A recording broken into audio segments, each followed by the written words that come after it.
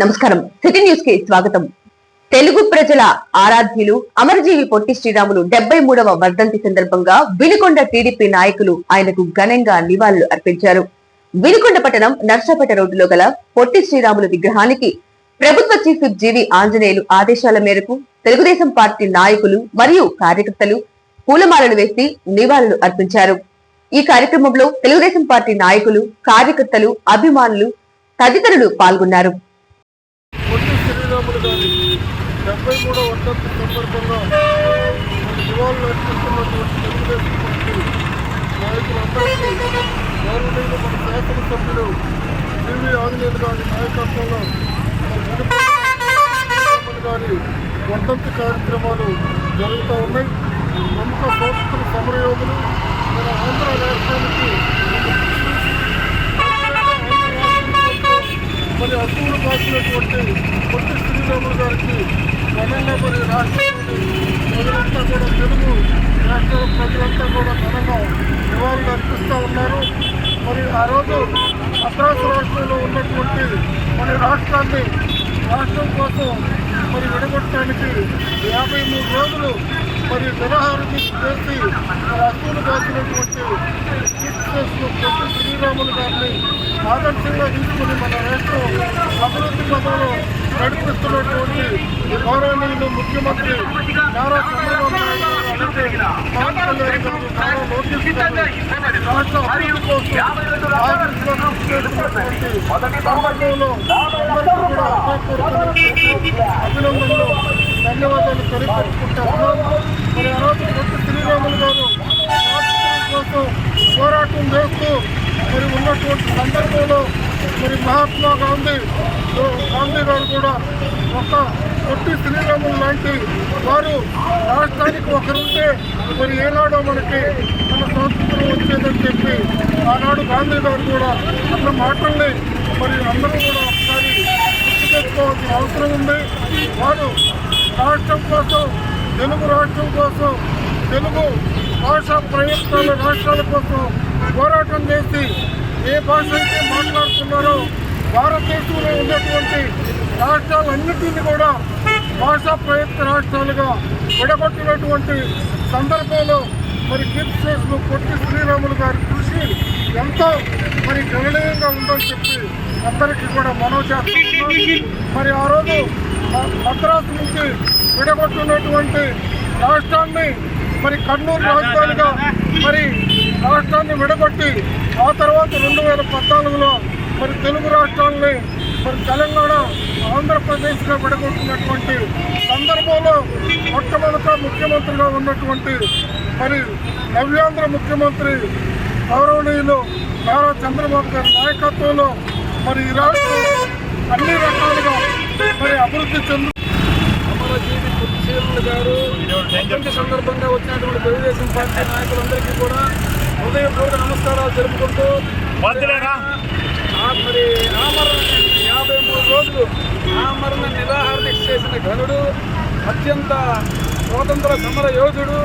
అలాంటి వ్యక్తి మరి మనకి వర్ధంతి సందర్భంగా ఈరోజు వినుకొండలో తెలుగుదేశం పార్టీ నాయకత్వంలో, తెలుగుదేశం పార్టీ అభిమానుల మధ్య మరి ఆయనకి ఘన నివాళులు అర్పించడం జరుగుతుంది.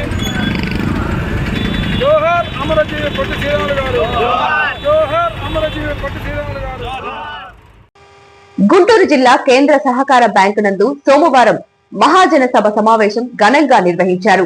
ఈ సమావేశానికి GDCC bank chairman Makkena Mallikarjunarao ముఖ్య అతిథిగా హాజరయ్యారు.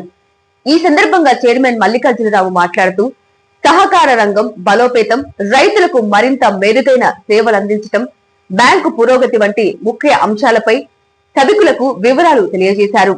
ఈ కార్యక్రమంలో DCMS chairman Vadranam Haribabu, GDCC bank ముఖ్య కార్యనిర్వహణాధికారి ఫణికుమార్ మరియు జిల్లాలోని వివిధ సహకార సొసైటీల చైర్మన్లు, బ్యాంకు అధికారులు పెద్ద సంఖ్యలో పాల్గొన్నారు. సహకార రంగానికి సంబంధించిన ముఖ్య నిర్ణయాలు, భవిష్యత్తు కార్యాచరణ ప్రణాళికలపై ఈ సమావేశంలో చర్చించారు. ప్రయత్నం చేద్దాం. వీటన్నిటి కూడా సరి చేసేటటువంటి చక్కటి అవకాశాన్ని మనకు ముఖ్యమంత్రి గారు కలగజేశారు. నిబంధనలు కూడా మార్చారు. కాబట్టి దయచేసి అందరూ ఆలోచన చేయండి. మీకు సంబంధించి కూడా ఇంకొక 6 నెలలు ఎక్స్టెన్షన్ టైం కూడా ఇవ్వబోతున్నారు. మొన్ననే మాకు 13 మంది జిల్లా చైర్మన్లకి మరొక 6 నెలలు పొడిగిస్తూ మాకు కూడా జీవో ఇవ్వడం జరిగింది. అది CEO గారికి కూడా వచ్చింది. అదేవిధంగా మీ అందరూ కూడా త్వరలోనే మరలా మిమ్మల్ని 6 నెలలు అయినటువంటి వారందరూ కూడా ఇంకొక 6 నెలలు పొడిగిస్తారు. ఆ తదుపరి ముఖ్యమంత్రి గారి ఆదేశం మేరకు ఎన్నికలు జరుగుతాయని నేనైతే భావిస్తున్నా. ఆ ఎన్నికలకు కూడా మనం అందరూ సిద్ధంగా ఉండండి. ఓటర్ లిస్టు తయారు చేయండి. ఇప్పుడు నుంచే ఇప్పుడు ఉన్నటువంటి CEOలు కానీ కొత్త CEOల ద్వారాగా మీరు ఆ ఓటర్ లిస్టు కూడా తయారు చేయించి ఎవరైతే నిజమైనటువంటి రైతులు ఉన్నారో ఆ రైతులందరూ కూడా ఓట్లు కలిగించే విధంగా చర్య తీసుకున్నాం. చనిపోయినటువంటి వాళ్ళ లిస్టు కూడా ఈ రోజుకి మనకు పూర్తి స్థాయిలో తెలియదు. మన సొసైటీలో చనిపోయినటువంటి లిస్టు కూడా ఈ రోజుకి మన CEOలు తయారు చేయాలా. చనిపోయినటువంటి లోన్లు కూడా పెండింగ్ ఉన్నాయి. మొన్న నేను చూస్తే అతను చనిపోయిన సంగతి కూడా మన సొసైటీలో మనకు తెలియదు, సంఘ అధ్యక్షుడు తెలియదు, CEOకి తెలియదు. ఇవన్నీ కూడా వెరిఫికేషన్ జరగాలి. ఇవన్నీ వాస్తవాలు. ఇది అంతర్గత మీటింగ్ కాబట్టి అన్ని వాస్తవాలు మాట్లాడుకున్నాం. దయచేసి ఇంకా కావలసినటువంటి భవనాలకు సంబంధించి కూడా కొన్ని లోటుపాట్లు ఉన్నాయి. అవి కూడా దయచేసి మనకి ఏదైనా కొత్త భవనాలు రావాల్సినట్టు వాటిని కూడా మీరు రాసి ఇవ్వండి. అదేవిధంగా రిపేర్లకు సంబంధించి ఏదైనా అవకాశం ఉన్నట్టు వాటిని కూడా తయారు చేద్దాం. అదే విధంగా కొంతమంది గోడౌన్లు కట్టి ఉన్నాయి, వాటికి సరైన రహదారులు లేవు, రిపేర్లు లేవు, గందరగోళం. పోయిన ప్రభుత్వంలో దాదాపు 44 గోడౌన్లు ఇక్కడ కట్టడం జరిగింది. కొన్నిటికైతే అసలు దారులు ఇవ్వండి, కొన్నిటికైతే స్లాబులు లేదు, రకరకాలుగా ఉన్నాయి. వాటన్నిటిని కూడా వెరిఫై చేస్తున్నాం. వాటికి సంబంధించి కూడా నిధులు తీసుకొచ్చి పూర్తి స్థాయిలో వాటిని కూడా బాగు చేసి మీకు అందించే విధంగా చర్యలు తీసుకుంటాం. కొత్త గోడౌన్లు కట్టేదానికి కూడా అవకాశం ఉన్నట్లయితే ఇవన్నీ కూడా ఎప్పుడు జరుగుతాయి? మన సొసైటీని మన లాభాలు తెచ్చినప్పుడు మనం అడిగేటటువంటి అర్హత అవుతుంది. మనకి GDCC నుంచి లోన్ వస్తుంది, ఆప్కాప్ నుంచి లోన్ వస్తుంది. మనం కనుక NPL ఆగిపోయి మనం కనుక లోన్ బడ్జెట్ లో ఉన్నాం అనుకోండి, అప్పుడే పక్కన అప్పిస్తారండి. అయితే ఇట్లా బాగు చేసుకునేటటువంటి చక్కటి అవకాశం మనకు ఉంది. NPL వసూలు చేస్తే 150 సొసైటీలు మనకు లాభాలు వస్తాయి. నేను కూడా గణాంకాలు చూడటం జరిగింది. నేను CEO గారు దయచేసి మనం ఊరు కూడా అభద్రతా భావానికి లోను కావద్దు. చక్కటి అవకాశం, రైతులకు సేవ చేసేటటువంటి అవకాశం, మనకు కూడా గౌరవం. కొత్త లోన్లు కనుక మనం సొసైటీలో 100 మందికో 200 మందికో 500 మందికో మనం ఇవ్వగలిగిన అనుకో, మా చైర్మన్ గారు వచ్చిన తర్వాత బ్రహ్మాండంగా పావుల వడ్డీకి రుణం ఇచ్చాడయా, ఇదిగో 3 లక్షలు ఇచ్చాడు, 2 లక్షలు ఇచ్చాడు. అదే విధంగా CC లోన్ 10 లక్షలు ఇచ్చాడు. ఇక్కడికి వచ్చినట్టయితే 25-30 లక్షలు 40 లక్షల వరకు కూడా ఈ రోజున PMGEP అనే కొత్త స్కీమ్ వచ్చింది, మనకు మీ అందరూ కూడా తెలుసు. దానికి సంబంధించి కూడా నిబంధనలు ఉన్నాయి. 8 లక్షల రూపాయల సబ్సిడీ వస్తుంది, 25 లక్షల రూపాయలు మనం లోన్ ఇచ్చేటటువంటి అవకాశం ఉంది. దాన్ని సద్వినియోగం చేసుకోండి. ప్రతి సొసైటీ నుంచి కూడా కనీసం 10 మంది కన్నా మన PMGEP లోన్ కనుక మనం ఇవ్వగలిగినట్టయితే కొంత మేలు చేసిన అవుతాం. ఇంకా చాలా అనుభవజ్ఞులైనటువంటి వారు ఉన్నారు ఇక్కడ. సుబ్బారెడ్డి గారు లాంటి వాళ్ళు, రత్తయ్య గారు లాంటి వాళ్ళు, చాలా వాళ్ళు, నేను బెల్లని గారు కానీ అనుభవజ్ఞులు అందరూ కూడా దయచేసి మీ అనుభవాన్ని ఇక్కడ రంగరించండి. తప్పనిసరిగా ఈ సొసైటీలకు సంబంధించి నేను చిన్నవాడిని, రాజకీయాల్లో ఉన్నప్పటికీ నాకు అనుభవం తక్కువ ఉంది.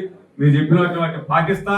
మనకు మంచి చైర్మన్ గారు అక్కడ కానీ వీరాంజనేయులు గారు ఉన్నారు. ఆయన రైతు, అదే విధంగా ఆయన కూడా రాజకీయాల్లో మొట్టమొదటి నుంచి ఎమ్మెల్యేగా పనిచేసినటువంటి వ్యక్తి. మనం చెప్పిన దాన్ని అర్థం చేసుకున్నటువంటి వ్యక్తి. దానికి తోడు మనకు సోదరుడు హరిబాబు గారు ఉన్నారు ఇక్కడ.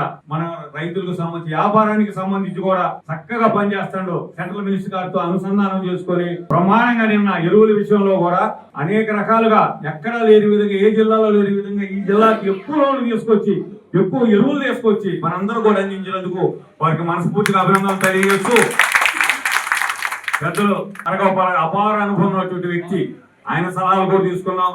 అదే విధంగా మన ఫణికుమార్ గారు గత 25 సంవత్సరాల నుంచి ఈ బ్యాంకులో పనిచేస్తున్నారు. అన్ని రకాల ఓర్పు ఉన్నటువంటి వ్యక్తి.